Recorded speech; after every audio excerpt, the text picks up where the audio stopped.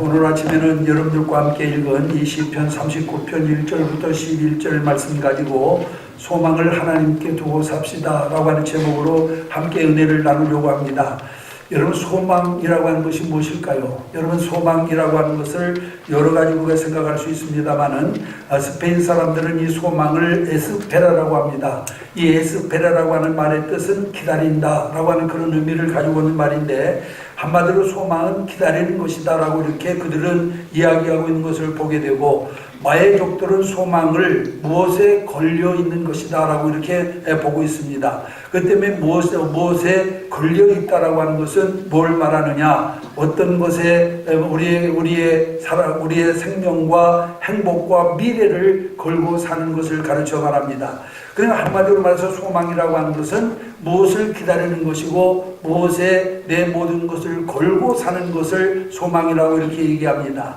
우리 성도들은 그러면은 무엇을 기다리고 무엇에 우리의 모든 것을 걸고 살아야 될까요? 그것은 두말할 것도 없이 주님을 기다리며 그리고 나의 생명과 행복과 미래를 하나님께 걸고 살아야만 될 줄로 믿습니다.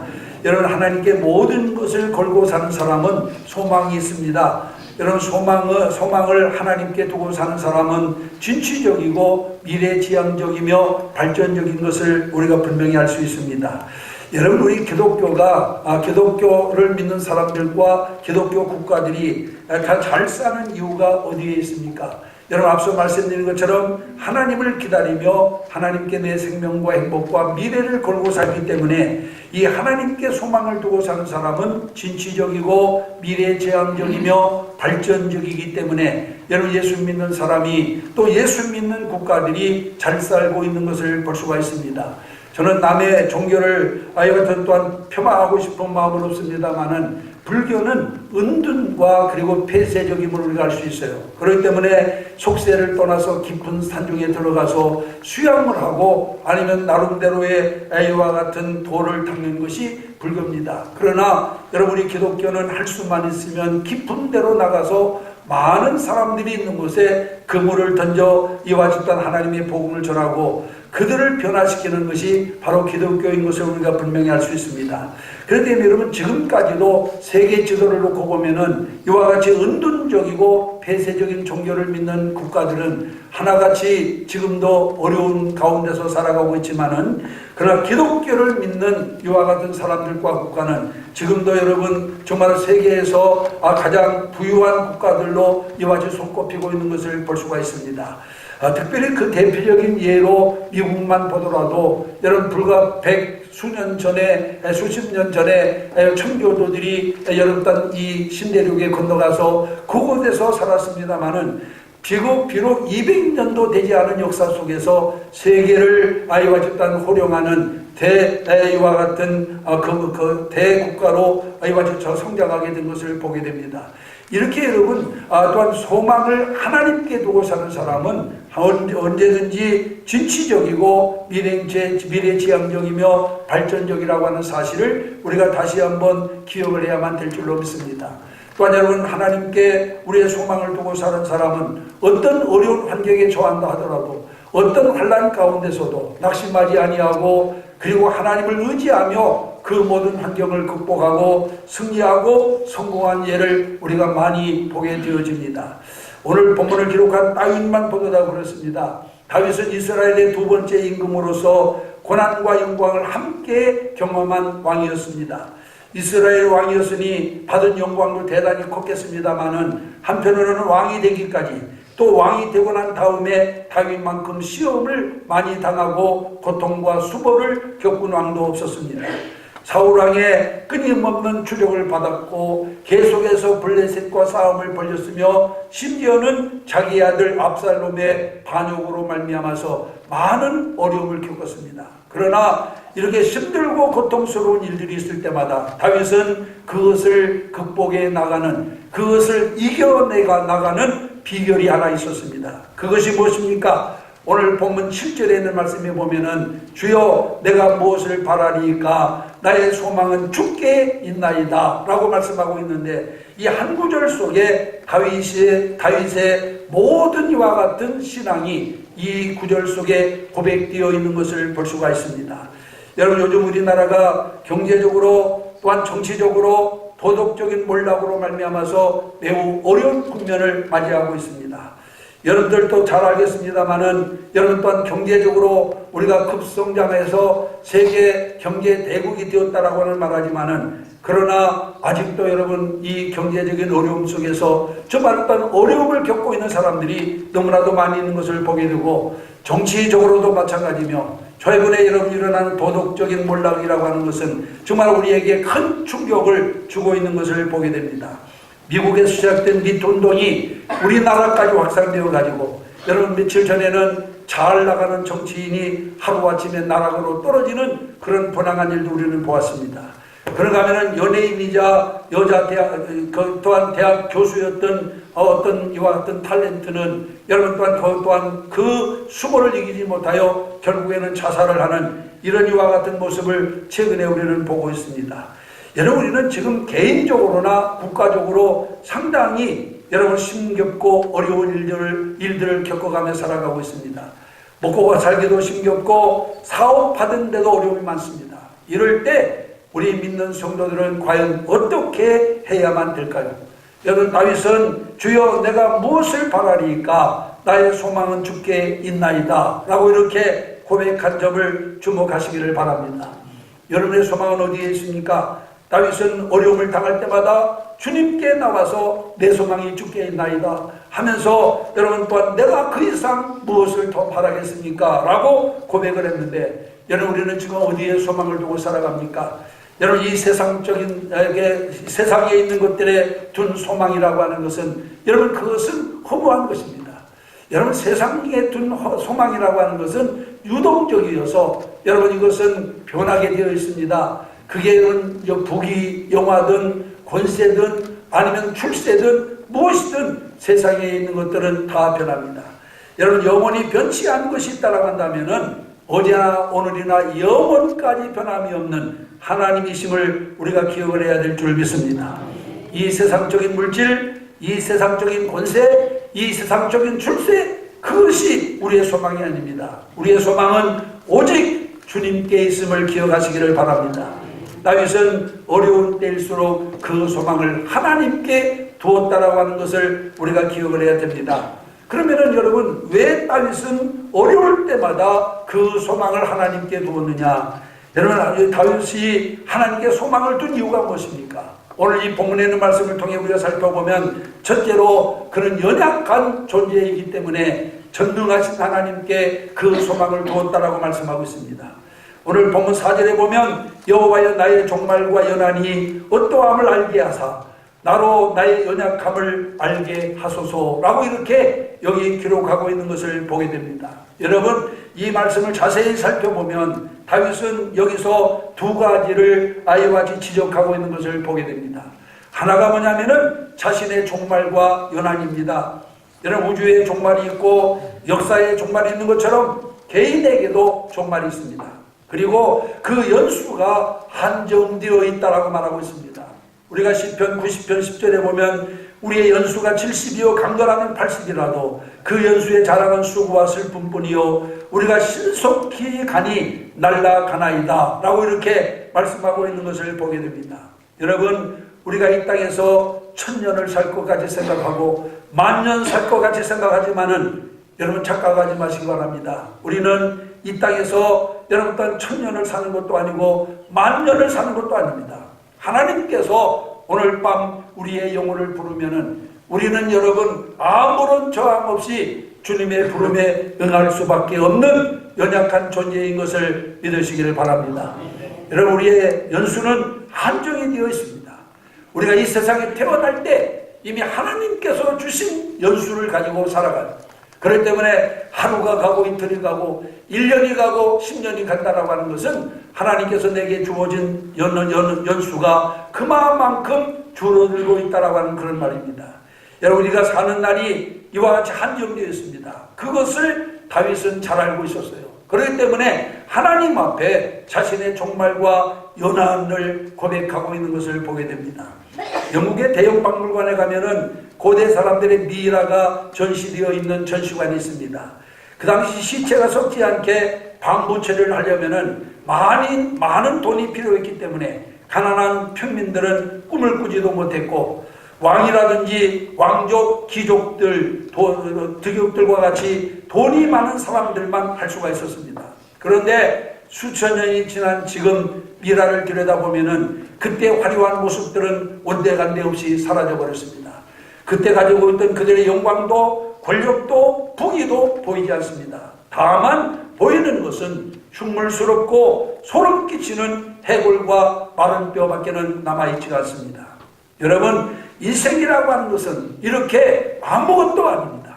그래서 인생도 반드시 끝이 있고 끝이 있다라고 하는 것을 다윗은 오늘 여기 본문에서 고백하고 있는 것을 보게 됩니다.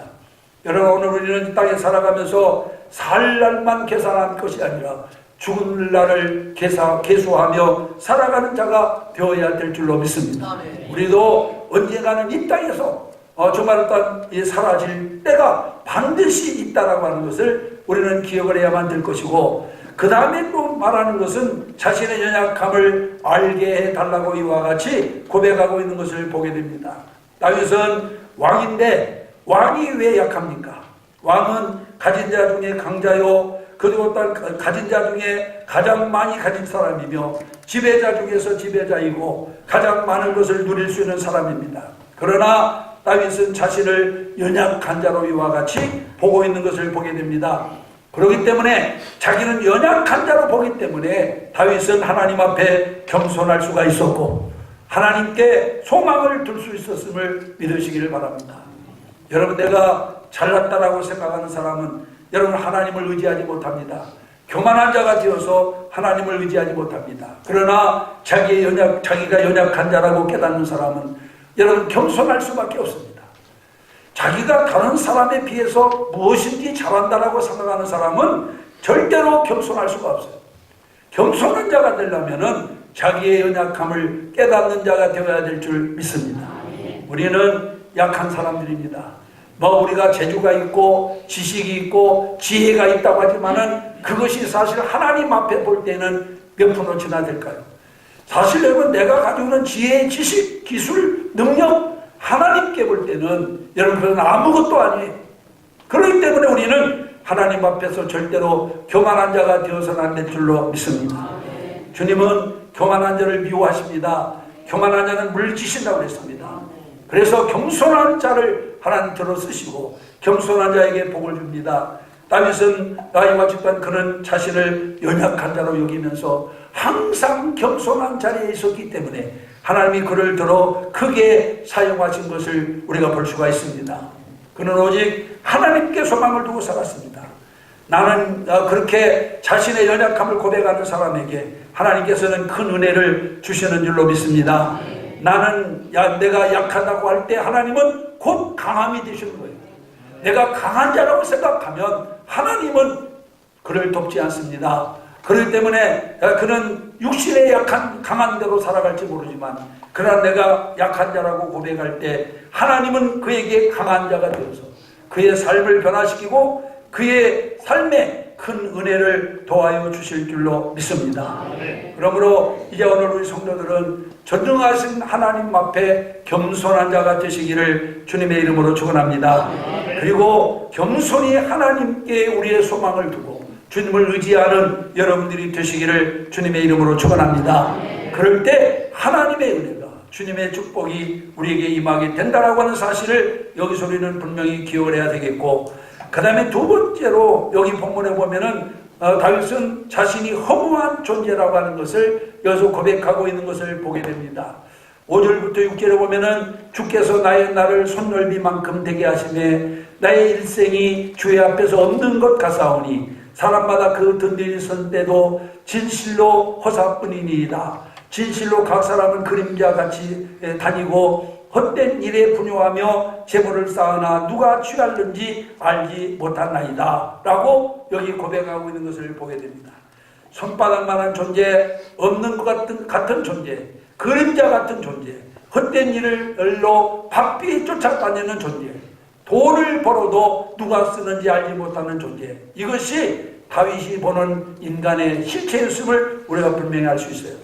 다윗이 인간을 그토록 연약한 존재, 허무한 존재로밖에 볼 수 없었던 이유는 절대적인 영원한 것 앞에서의 자각이라고 할 수가 있습니다.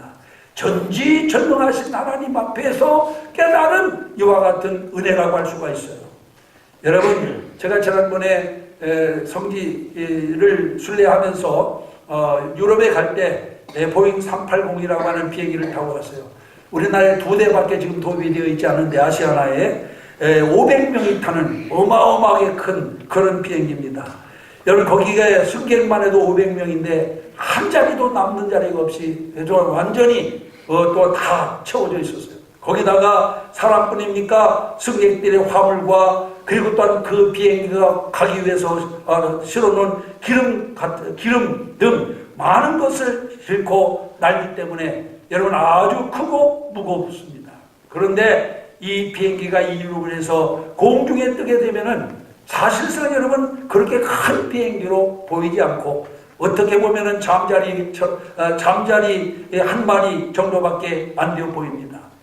여러분, 전투기를 수십 대씩 싣고 그 비행기가 뜨기도 하고 앉기도 하는 항공모함도 가까이 가보면은 어마어마하게 크지만은, 그러나 그 항공모함도 태평양 한가운데 나가면은 종이배 한 족과 같이 아주 보잘것없이 보이는 것입니다. 인간은 위대한 존재이신 하나님 앞에 서는 순간 작은 존재가 됨을 우리는 기억해야 될 줄 믿습니다.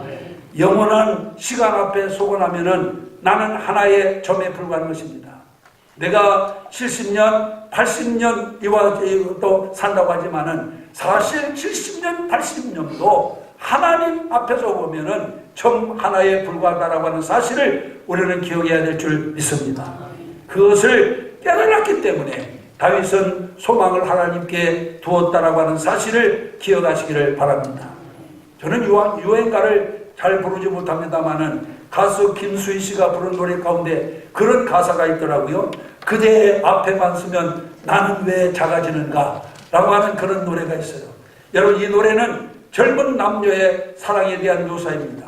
우리 성도들은 하나님 앞에 섰을 때 나는 점점 작아져서 내 자신은 온데간데 없어져야만 될 줄로 믿습니다. 그때 하나님께서 나를 크게 만드시고 나를 드러나게 하신다라고 하는 사실을 기억하시기를 바랍니다. 우리는 보잘것없는 존재입니다. 얼마나 보잘것없는 존재입니까? 이사야 41장 14절에 보면은 지렁이 같은 너 야곱아 라고 말씀하고 있어요. 하나님이 야곱을 지칭할 때 지렁이 같다라고 했어요. 또 시편 73편 22절에 보면은 시편 기자가 뭐라고 말합니까? 내가 우매무지하여 주님 앞에 짐승이오나 라고 이렇게 고백하고 있습니다. 여러분, 무엇을 의미하는 것입니까? 모두 인간이 보잘것없는 존재임을 가르쳐주고 있는 말씀인 줄로 믿습니다. 우리는 하나님 앞에서 보잘것없는 존재입니다. 아주 작은 존재입니다. 그러나 내 모든 것을 주님께 걸고 주님을 믿으면 하나님께서 나를 크게 만드십니다. 위대하게 만드시는 것입니다. 어느 돈 많은 사람에 대한 이야기를 제가 어느 책을 통해서 읽어봤어요. 그가 부모로부터 많은 유산을 물려받고 그리고 또한 좋은 머리를 가지고 있어서 또한 그것을 잘 운영해 가지고 점점 아이와 더 큰 부를 누리게 되었습니다. 무엇이든지 이제는 할 수 있다라고 그런 생각을 하고 정말 또한 아닌 게 아니라 그런 각오로 무엇이든지 하면서 정말 또한 모든 일이 척척 이루어져 나가게 되었어요. 그러던 어느 날 간부회의를 진행하던 중에 그가 쓰러져서 아이와 집단 응급실로 실려가게 되었습니다. 병원에서 내린 결론은 동맥경화라고 하는 거예요.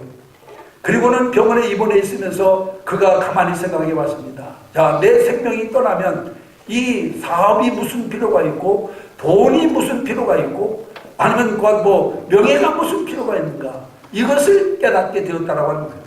그런 찰나 마침내 병원에 왔던 친구의 아내로부터 전도를 받고 난 다음에 예수 그리스도를 영접하게 되었다라고 하는 그런 이야기를 제가 어느 책에서 읽어본 적이 있습니다.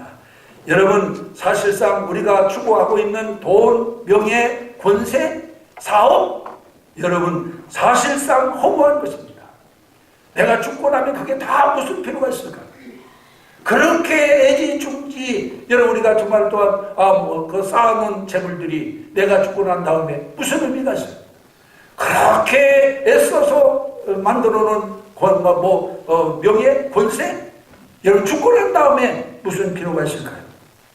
모두가 다 허무한 것입니다. 여러분 우리는 우리의 소망을 제가 서두에도 말씀드렸지만은 유동적인 세상에 대해서 두어서 안 됩니다. 영원토록 변함이 없는 하나님께 저와 여러분의 소망을 걸고 살아야 될 줄로 믿습니다. 그것만이 여러분에게 진정한 아주와의 어떤 복이요 은혜가 된다라고 하는 사실을 우리는 다시 한번 기억을 해야 될 줄 믿습니다. 다윗은 인생의 허무함을 알았어요. 여러분 물질도 권세도 아니면 명예도 여러분 허무한 것임을 알았어요. 그렇기 때문에 그 자기의 소망을 하나님께 두고 살아서 하나님께로부터 큰 은혜를 입게 된 것을 믿으시기를 바랍니다. 이제 오늘 우리 모든 성도들도 이 유동적인 세상에 소망을 둘 것이 아니라 전 영원토록 변함이 없는 하나님께 또 하늘에 우리의 소망을 두고 살아가는 여러분들이 되시기를 주의 이름으로 축원합니다. 그 다음에 세 번째로 다윗이 하나님께 소망을 둔 이유는 죄인이기 때문에 그렇습니다. 오늘 본문 8절부터 11절까지 있는 말씀 가운데 보면은 여러분 또한 여기 나는 모든 죄과에서 건지시며 주께서 죄악을 견책하사 사람들을 징계하실 때 주는 나를 용서하사 라고 하는 이런 말들이 나오고 있는 것을 보게 됩니다. 여러분 죄는 두 가지입니다. 하나는 눈에 나타나는 죄가 있어요. 이 나타나는 죄는 뭡니까? 세상법에 저촉된 사람들. 그렇기 때문에 세상의 법을 어긴 사람들은 이와 같은 그들은 여러분 이와 같이 우리가 눈으로 봐도 도둑질을 했든지 강도질을 했든지 살인을 했든지 눈에 보이는 죄입니다. 이것이 없는 사람을 가리켜서 우리는 뭐라고 합니까? 나타난 죄가 없는 사람을 양심적인 사람이다 라고 이렇게 말을 해요. 그러나 또 하나는 나타나지 않은 죄가 있습니다. 이 나타나지 아니한 죄는 무슨 죄냐? 하나님의 법을 어긴 사람. 여러분 양심적인 사람이라도 하나님 앞에는 모두가 다 죄인인 것을 믿으시기를 바랍니다. 세상법에 저촉을 받지 않아서 여러분 우리가 비록 활보하면서 세상을 다 마음대로 돌아다닌다 하더라도 하나님의 말씀을 어긴 죄는 이것은 여러분 결국 하나님 앞에 큰 죄를 지었다라고 하는 사실을 우리가 기억을 해야 될 줄 믿습니다. 그리스도인들은 하나님 앞에서 자기 죄를 깨달은 자들입니다. 그래서 주님을 바라고 주님께 소망을 두는 겁니다. 왜냐하면 주님만이 우리를 죄에서 해방시켜 줄 수 있는 분이기 때문에 나의 죄를 속량해 줄 수 있는 사람은 하나님밖에 없어요. 예수님밖에 없어요. 그런데 우리가 예수 믿는 목적은 앞서도 말씀드린 것처럼 여러분 자기 죄를 깨달았기 때문에 하나님을 믿는 겁니다. 지금도 자기 죄를 깨닫지 못하는 사람들, 양심적인 사람이라고 하는 사람들 주님을 용납하지 않습니다. 이제 우리는 여러분 하나님 앞에 죄인이기 때문에 여러분 우리를 죄에서 해방시켜 줄 분이 주님밖에 없기 때문에 우리는 주님 앞에 엎드리는 것을 믿으시기를 바랍니다. 여러분 죄인에 대한 특별 사면은 아무나 할 수 있는 것이 아닙니다. 국무총리도 할 수 없고 국회의장도 할 수 없고 헌법재판소장도 여러분 또한 같이 또한 그들을 특별 사면을 해줄 수 있는 권한이 없어요. 참모총장도 못합니다. 오직 대통령만 특사의 결정권을 가지고 있음을 우리는 기억해야 됩니다. 나의 죄를 사할 특권, 나의 죄를 사하는 결정권은 오직 하나님만 가지고 계시다라고 하는 사실을 기억하시기를 바랍니다. 그래서 우리는 우리 소망을 하나님께 두어야 됩니다. 하나님을 나의 주님으로 고백해야만 합니다. 그래야 죄사함을 받을 수 있어요. 세상법을 어긴 사람은 대통령 명의에 의해서 특사로 풀려날 수 있지만은 그러나 여러분 하나님의 법을 어긴 사람은 대통령도 해결할 수 없어요. 오직 주님만이 우리의 죄를 사하여 줄 수 있는 것을 믿으시기를 바랍니다. 여러분, 국제법상 중요한 조목 중 하나가 치외법권이라고 하는 말이죠. 이는 외교 관계가 성립된 상대국 영토 내에 외교 사무를 행할 수 있는 공관을 설치하고 그곳에서 발생한 일체의 일에 대해서는 주재국의 통치를 받지 않는다라고 하는 그런 말입니다. 여러분, 일례로 한 미국인이 범죄를 저지르고 주미 한국 대사관으로 피신하였다고 한다면은 한국 측에 특별한 의사 표시가 없는 한 미국 측은 범인을 잡기 위해서 대사관 안으로 진입할 수가 없어요. 이처럼 치외법권의 보호를 받는 지역은 주재국의 영토 안에 있으면서도 실제적으로는 여러분 또한 그 나라 통치권의 지배를 전혀 받지 않는 아주 묘한 성격을 지니고 있습니다. 우리는 여기서 영적인 귀한 교훈을 얻어야 될 줄로 믿습니다. 그것은 우리가 그리스도께서 재림하실 때까지 한시적으로나마 사탄이 권세를 잡고 있는 이 세상에 살고 있지만은 우리가 예수 그리스도 안에 있을 때에는 사탄의 권세가 더 이상 우리에게 미치지 못한다라고 하는 사실을 우리는 기억을 해야 될 줄 믿습니다. 아멘. 지금 공중의 권세를 누가 잡고 있어요? 하나님이 잡고 있는 게 아니라 마귀가 잡고 있어요. 아멘. 한시적으로. 이 공중의 권세를 마귀가 잡고 있는데 여러분, 오늘 이 땅 그 마귀의 권세 속에 우리가 살고 있으면서도 우리가 예수 그리스도를 믿으면 사탄이가 우리를 절대로 여러분 땅 침범치 못한다라고 하는 사실을 우리가 기억을 해야 될 줄 믿습니다. 아멘. 그러므로 우리는 여러분 치외법권의 혜택을 누리고 있는 사람이에요. 로마서 8장 1절부터 2절에 보면은 극심한 고통 가운데서 절규하던 바울이 이 사실을 깨닫고 이렇게 외치고 있는 것을 보게 됩니다. 그러므로 이제 그리스도 예수 안에 있는 자에게는 결코 정죄함이 없나니 이는 그리스도 예수 안에 있는 생명의 성령의 법이 죄와 사망의 법에서 나를 해방하였습니다. 아멘. 여러분, 얼마나 놀라운 은혜입니까? 비록 마귀가 권세를 잡고 있는 이 세상에 우리가 살고 있지만은 우리는 하나님의 보호 속에 있기 때문에 지혜의 법권 안에 있기 때문에 마귀가 절대로 손을 댈 수 없다라고 하는 거예요. 얼마나 놀라운 은혜입니까? 이런 은혜를 여러분 깨닫게 되시기를 바랍니다. 아멘. 죄인에게는 오직 하나님만이 유일한 소망입니다. 하나님만이 우리의 죄를 사해 줄 수 있습니다. 그러므로 하나님께 우리는 소망을 둬야 됩니다. 사랑하는 성도 여러분, 정말로 우리가 왜 하나님께 소망을 두고 살아야 될 것인가를 오늘 이 말씀을 통해서 분명히 깨닫는 여러분들이 되시기를 바랍니다. 아멘. 그리고 더 이상 유동적인 세상 것들에 연연하면서 여러분 이 신령한 은혜를 잃어버리는 어리석은 자가 되지 않기를 주님의 이름으로 축원합니다. 아멘. 소망을 하나님께 두고 사는 사람에게는 세 가지 선물이 주어집니다.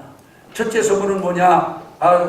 장차 큰 기쁨과 행복이 주어진다라고 하는 사실을 믿는 선물이에요. 아멘. 우리는 비록 이 땅에서 고통스럽고 많은 고난 당하며 어려움 당하고 살지만은 그러나 우리의 장래는 여러분 하나님께서 쨍하고 빛들게 해서 우리가 참으로 진정한 기쁨과 행복을 누릴 수 있다라고 하는 믿음이 우리에게 있어야 됩니다. 아멘. 그리고 이 사실이 두 번째 선물은 실제적으로 이 세상에서도 이루어지는 축복입니다. 아멘. 그리고 또 하나는 하나님께 소망을 둠으로 말미암아서 끝까지 그날을 기다리며 그것을 기다리고 견딘다라고 하는 선물입니다. 아멘. 여러분, 우리가 외악한 세상에 살면서도 여러분과 또한 주어지는 모든 환경을 통해서 여러분 또한 환난을 당하고 핍박을 당하고 고난을 당합니까? 여러분, 우리는 그날에 받을 상급을 우리가 바라보고 있기 때문에 이런 고난과 핍박을 받으면서도 이것을 이겨낼 수 있게 되는 줄로 믿습니다. 사랑하는 성도 여러분, 이제 우리는 우리의 소망을 하나님께 두고 사시기를 주님의 이름으로 축원합니다. 수많은 신앙의 선배들이 소망을 하나님께 두고 살았습니다. 그래서 승리로운 삶을 살았습니다. 우리도 신앙의 선지들처럼 우리의 소망을 하나님께 두고 살아야 될 줄 믿습니다. 다윗이 오늘 고백한 것처럼 여러분 오늘 다윗이 고백한 것처럼 오직 주님께만 나의 소망이 있습니다 라고 이렇게 고백하며 살아서 정말 하나님의 주시는 큰 은혜와 축복을 많이 누리며 사시는 여러분들이 되시기를 주님의 이름으로 축원합니다. 기도하겠습니다. 이 시간 나가주려 합시다.